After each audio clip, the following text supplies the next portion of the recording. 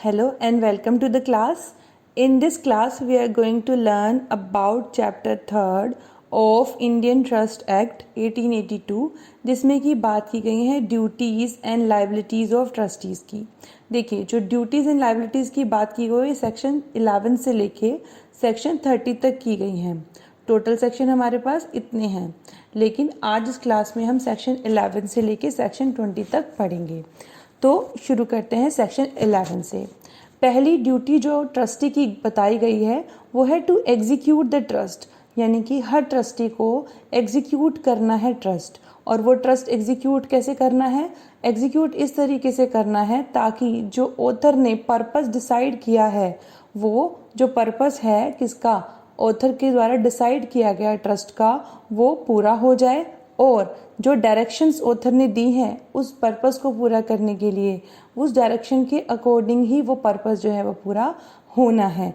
लेकिन इसमें एक एक्सेप्शन भी दी गई कि अगर सभी बेनिफिशियरी का मतलब अगर एक से ज़्यादा बेनिफिशियरी हैं, तो जो अगर सभी बेनिफिशियरी जो हैं कॉम्पिटेंट टू कॉन्ट्रैक्ट है, यानी competent to contract capacity to contract रखते हैं, वो सभी बेनिफिशरीज अगर परमिशन देते हैं कि जो डायरेक्शन है वो मॉडिफाई कर दीजिए, या बोलते हैं कि ये पर्पस तो ठीक है इस तरह से सॉल्व होना है लेकिन हम चाहते हैं इस तरह से सॉल्व हो जाए, तो अगर बेनिफिशरी कॉम्पिटेंट टू कॉन्ट्रैक्ट हैं तो इस तरीके से ही पर्पस पूरा होगा।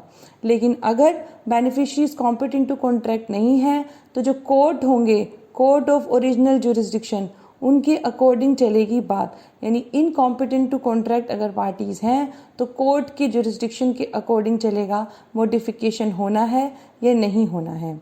एक इम्पॉर्टेंट बात और है, जो भी पर्पस है वो कैसा होना चाहिए?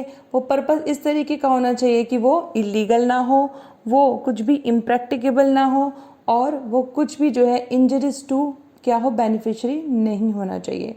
डायरेक्शन की भी बात कर रहे हैं और ये बात कर रहे हैं पर्पस की भी।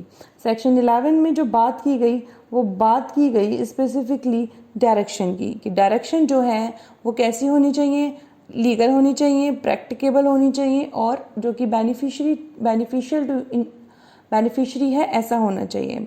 फिर सेक्शन 12 में आगे बढ़ते हैं, जो बात करता है trustee to inform himself of state of trust property, यानी ट्रस्टी को ये बताना है कि ट्रस्ट प्रॉपर्टी का नेचर क्या है, क्या सर्कमस्टांसिस में ट्रस्ट प्रॉपर्टी अभी है, और अगर सर्कमस्टांसिस इस तरीके की हैं कि ट्रस्टी को वो ट्रस्ट प्रॉपर्टी अपने पास रख लेनी चाहिए तो वो ट्रांसफ़र भी कर सकता है, but it will be subject to the provision of the instrument of trust. Section 30 बात करता है trustee to protect title to trust property. Trustee को वो सब काम करने हैं जिससे कि जो प्रॉपर्टी का टाइटल है वो बना रहे, यानी कि जिस प्रॉपर्टी के टाइटल या ऑनरशिप की बात कर रहे हैं उसमें किसी तरीके की प्रॉब्लम ना आए, उसके लिए भी ट्रस्टी को काम करना है। अगर उसको इंडियन रजिस्ट्रेशन एक्ट के तहत प्रॉपर्टी को रजिस्टर कराना पड़े तो वो भी ट्रस्टी करा सकता है। सेक्शन 13 उसको ये ड्यूटी देता है। सेक्शन 14 की बात करते हैं तो कहते हैं trustee not to set up adverse title to beneficiary, यानी उसको ऐसा कुछ भी नहीं करना है जो कि क्या होना चाहिए, एडवर्स, अपोजिट होना चाहिए बेनिफिशियरी के। ऐसा कोई भी काम ट्रस्टी को नहीं करना है। सेक्शन 15 बात करता है care required from trustee. Trustee को केयर करनी है प्रॉपर्टी की। कैसे केयर करनी चाहिए? जैसे कि व्यक्ति स्वयं की प्रॉपर्टी का करता है, ऐसी प्रॉपर्टी की ही उसे अपने आप जो है केयर करनी चाहिए। अगर कोई कॉन्ट्रैक्ट है तो उस कॉन्ट्रैक्ट के अकॉर्डिंग चलेगा, और अगर कोई कॉन्ट्रैक्ट नहीं है तो जैसे एक व्यक्ति अपनी प्रॉपर्टी की ख्याल रखता है ऐसा ही वो ट्रस्ट प्रॉपर्टी का भी ख्याल रखेगा। हाँ, अगर trustee so dealing is not responsible, अगर वो ये काम करते हुए, क्या काम करते हुए, जो प्रॉपर्टी की देखभाल है अपनी प्रॉपर्टी की तरह ही कर रहा है, वो उस देखभाल के दौरान कोई लॉस हो जाता है, कोई डिस्ट्रक्शन हो जाता है, कोई डिटोरेशन हो जाता है, तो ट्रस्टी उसके लिए रिस्पॉन्सिबल नहीं होगा क्योंकि उसने केयर की है। सेक्शन 16 बात करता है कन्वर्जन ऑफ पेरिशेबल प्रॉपर्टी। तो अगर कोई प्रॉपर्टी पेरिशेबल इन नेचर है, ख़त्म होने वाली है, और किस लिए है, for the benefit of several person in succession, यानी कि बहुत सारे व्यक्तियों के लिए बेनिफिट के लिए है, तो उसमें क्या होगा, अगर प्रॉपर्टी वेस्टिंग नेचर की भी है तो ट्रस्टी को क्या करना है, बाउंड है ट्रस्टी क्या करने के लिए, to convert the property into property of a permanent and immediately profitable character, यानी कुछ ऐसा काम करना है जिससे कि वो प्रॉपर्टी का पेरिशेबल नेचर तो है ही, वो तो ख़त्म हो जाएगी, लेकिन वो यूज़फुल हो जाए। कैसे यूज़फुल हो जाए? तो सेल कर दे प्रॉपर्टी, ठीक है, इस तरीके से। अगर इसमें एक और बात मेंशन की, unless the intention to the contract may be inferred from the investment of trust. हाँ, अगर इंस्ट्रूमेंट ऑफ ट्रस्ट से, यानी जब ट्रस्ट बना था उस वक्त ऑथर ने इसके बारे में कुछ स्पेसिफिकेशन दी थी तो बात अलग है, अदरवाइज जो ट्रस्टी है उसको परमानेंटली और इमीडिएटली प्रॉफिटेबल बनाने के लिए काम करना होगा, कन्वर्जन करना ही होगा।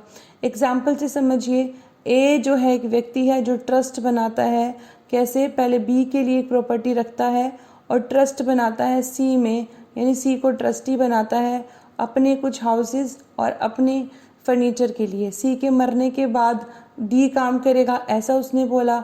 डी के मरने के बाद ई काम करेगा, ऐसा उसने बोला। यानी कि जो बी है वो क्या कर सकता है? प्रॉपर्टी को सेल नहीं कर सकता है, क्योंकि उसने पहले ही बता दिया कि किस तरीके से प्रॉपर्टी जो है वो चलेगी।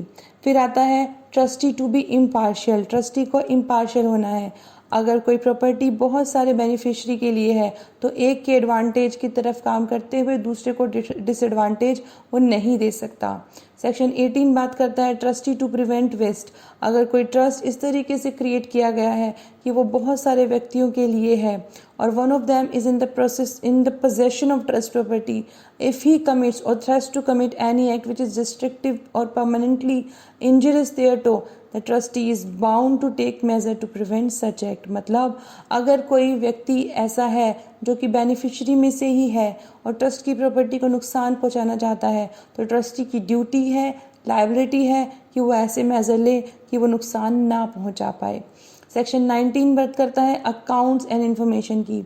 मतलब कि जो ट्रस्टी है उसको क्लियर एंड एक्यूरेट अकाउंट देने होंगे ट्रस्ट प्रॉपर्टी के at all reasonable times at the request of beneficiary to furnish him with the full and accurate information as to amount in trust property। उसे trust property की पूरी information देनी है, amount के बारे में, state of the trust property के बारे में बताना है। सेक्शन 12 बात करता है investment of trust money. Investment of trust money का मतलब ट्रस्ट प्रॉपर्टी जो है, अगर बात करते हैं कि मनी की है, इस सेक्शन को ध्यान से सुनिएगा। अगर ट्रस्ट प्रॉपर्टी मनी से रिलेटेड है और उसको उस मनी को इमीडिएटली अप्लाई नहीं किया जा सकता या फिर जितना जल्दी हो सके एट अर्ली डेट पॉसिबल है वो ट्रस्ट के पर्पस के लिए नहीं लगाई जा सकती। मतलब कि अगर कोई प्रॉपर्टी है वो पैसों की है, ट्रस्ट प्रॉपर्टी मनी से रिलेटेड है, मनी के लिए ट्रस्ट बनाया गया और उसको जो पर्पस है ट्रस्ट का तुरंत के तुरंत उस पर्पस के लिए नहीं इन्वेस्ट किया जा सकता या फिर जो डेट है एट एन अर्लीस्ट डेट उस पर नहीं किया जा सकता, तो ट्रस्टी क्या करेगा? ट्रस्टी बाउंड है। तो सेक्शन 20 में सिक्योरिटीज़ बताई गई, उन सिक्योरिटीज़ में इस ट्रस्ट मनी को इन्वेस्ट करने के लिए। सेक्शन 20A आगे बात करता है power to purchase redeemable stock at a premium. यानी अगर प्रीमियम पे कोई रिडीमेबल स्टॉक चल रहा है तो उसको भी खरीदने की पावर जो है वो ट्रस्टी के पास है। ट्रस्टी क्या कर सकता है? जो सेक्शन 20 में सिक्योरिटी मेंशन की गई हैं वो अगर रिडीमेबल है, रिडीमेबल का क्या मतलब होता है? रिडीमेबल का मतलब होता है आने वाले टाइम में हम इसको रिडीम कर सकते हैं। रिडीम का मतलब उसे दे करके पैसे निकाल सकते हैं, तब प्रॉपर्टी जो है वो इन्वेस्ट कर सकता है। और दूसरी कंडीशन बोली, अगर प्राइस जो है वो रिडेम्पशन वैल्यू से बढ़ जाती है, जिस वैल्यू पे रिडीमेबल वैल्यू पे खरीदी थी उससे प्राइस बढ़ जाती है, तो उस केस में वो उसको सिक्योरिटी में इन्वेस्ट कर सकता है। और ट्रस्टी जो रिटेन कर सकता है until redemption and redeemable stock fund और सिक्योरिटी विच में have been purchase in accordance with this section, वो रिडीम भी कर सकता है और उसको जो है क्या कर सकता है? पजेस भी कर सकता है according to this section, according to section of number 20, according to section 20A। तो this is about today's class. Next class में हम 21 से लेके और 30 तक के बाकी के सेक्शंस पढ़ेंगे। Thank you so much for listening. Thanks lot. Keep watching and keep listening.